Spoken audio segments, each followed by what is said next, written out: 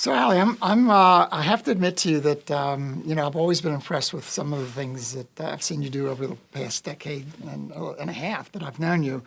But you are now going to talk about something that I really think is terrific, because I kind of remember developing with Ken years ago this idea of a rhythm method to the use of instruments. Yeah. No one had ever really put together a concept of how to use the instrument. It was always kind of haphazard. Everybody did it the way they wanted to do it. Right. But we saw that there was a benefit to having a concept of how many times to allow the instrument to work. And we reduced the number of strokes that we thought should be used with an instrument. Right. Well, like everything in life, you saw that and you improved on it. And you improved on it because, in my mind, you have given it the ability to work at its maximum efficiency. Yeah. And I'd like you to talk about that a little bit, this concept of what led you to this concept of a chip-based a chip space-based motion. It really came out of the need from my own clinical practice, having done 2,000 root canals now over the years.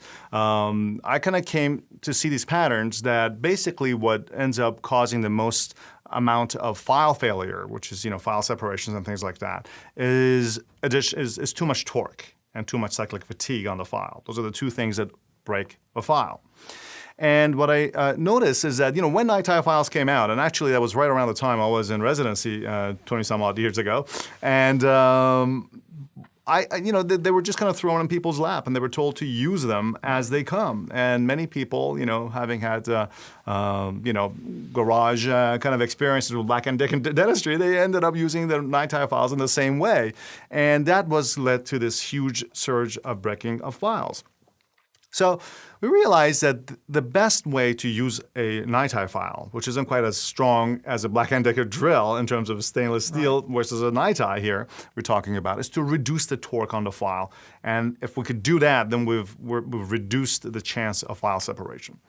And I found that the issue here is that most of the torque occurs when we have the chip space of the file is full and the file still continues to cut. So the question was, how can we reduce that based on motion without changing anything about the files? And before we do that, we have to take a quick look here at how files function. The chip space of the file is the space right ahead of the cutting edge of the file as it's rotating 360 degrees in a round canal. Now, as these files rotate, they start cutting dentin. The problem is that they're actually in the canal rotating at this speed. And this incredibly high speed of 10 rotations per second, if you will, generates a lot of debris. As you can see here, as the cutting occurs, the chip space, which is that space between the cutting edges, starts to get filled.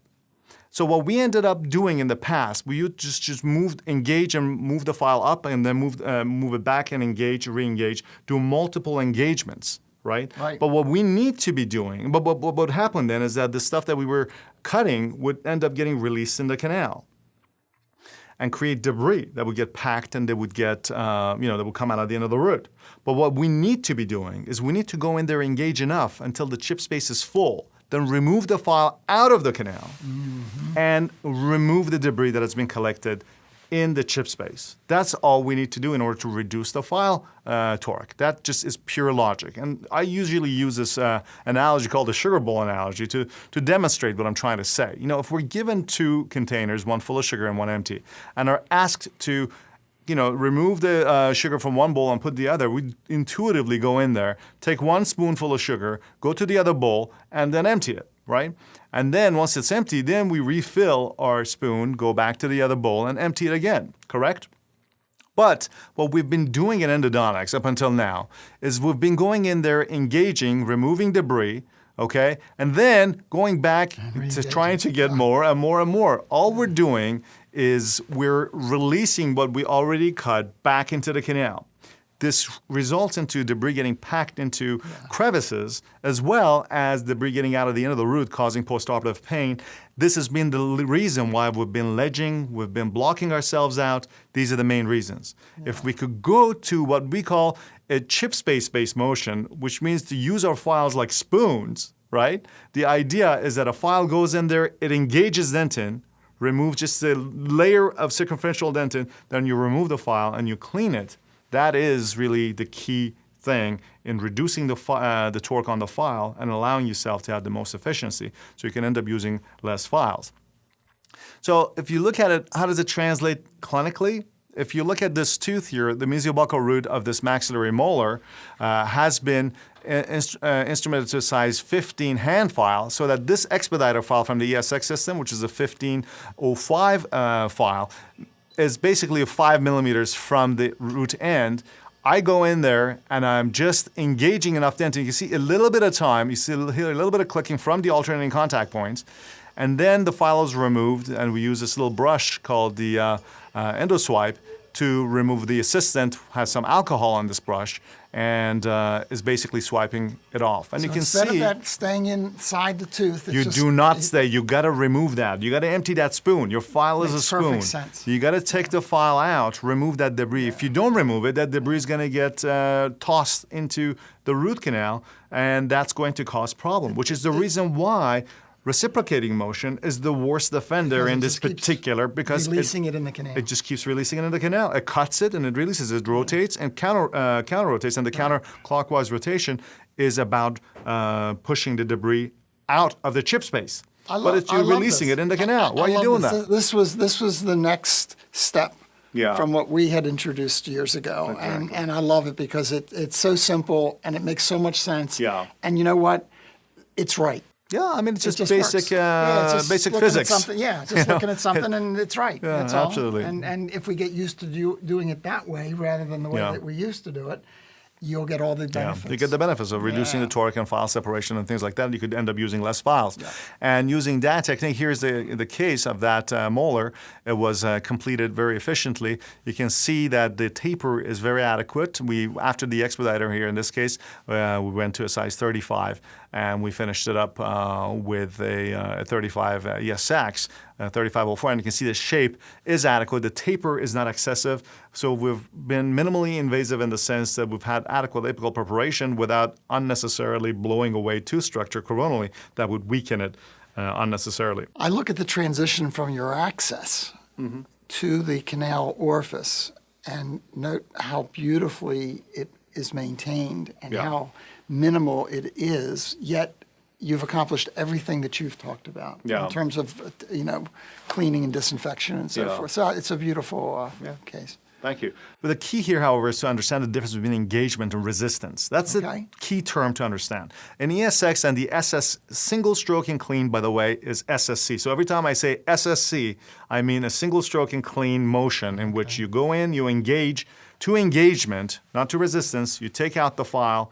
and then your assistant will wipe the flutes clean. So you now allow you have the a new instrument to file. work. You allow the instrument to work, And then you take it out. Exactly. That's all you're doing. It's the idea of a spoon getting filled up, you're removing it, you empty it. Right. Don't let it get overfull. In fact, when you go to engagement, so as you can see in this diagram here, when you go with the file, you just go to engagement. You can go still, you can push a little bit more, and it will take you to resistance. The resistance is when the chip space is completely full and it's overflowing. Right. Right? So you want to be somewhere in that engagement, but hardly ever to the resistance. So you take motions to engagement and back, wipe the flutes.